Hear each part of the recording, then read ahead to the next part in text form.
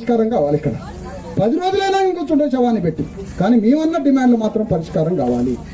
దాని సందర్భంగా ఆర్టీఓ ఎవరో ఇద్దరిని రమ్మనడాట. ఇక్కడి నుంచి నన్ను రమ్మంటే నేను పోను, నా ప్రతినిధులను పంపిస్తా, అది కూడా నేను పోలీసులకు సహకరిస్తానని చెప్పాను. పోలీసు ఆయన వచ్చి చెప్పిండు, సార్ ఒక ఇద్దరిని ఆర్టీఓ దగ్గరికి పంపండి అని. పంపిస్తా అని చెప్పాను.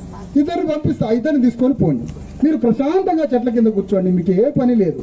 ప్రమాణ పూర్తిగా రాజ్యాంగం మీద ప్రమాణం చేసి, నా తల్లిదండ్రుల మీద ప్రమాణం చేసి చెప్తున్నాయా, ఒక్క అణువంతా ఎలాంటి లా అండ్ ఆర్డర్ డిస్టర్బ్ చేయకుండా నా బిడ్డ శవాన్ని తీసుకొని నేను ఇక్కడే కూర్చుంటాయా పరిష్కారం అయ్యాక.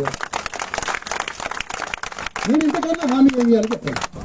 ఎవరి నుంచో ఏదైనా అపశృతి జరిగితే వాటన్నింటినీ జాగ్రత్తగా పోలీసులు కాపాడుకోండి. ఎందుకంటే మా దాంట్లో కూడా ఎవడో ఒక చెంచాగాడు ఉంటాడయ్యా. ఆ చెంచాగాడు వాళ్ళ వల్లనే మా సమాజం అందరికీ నష్టం జరుగుతుంది.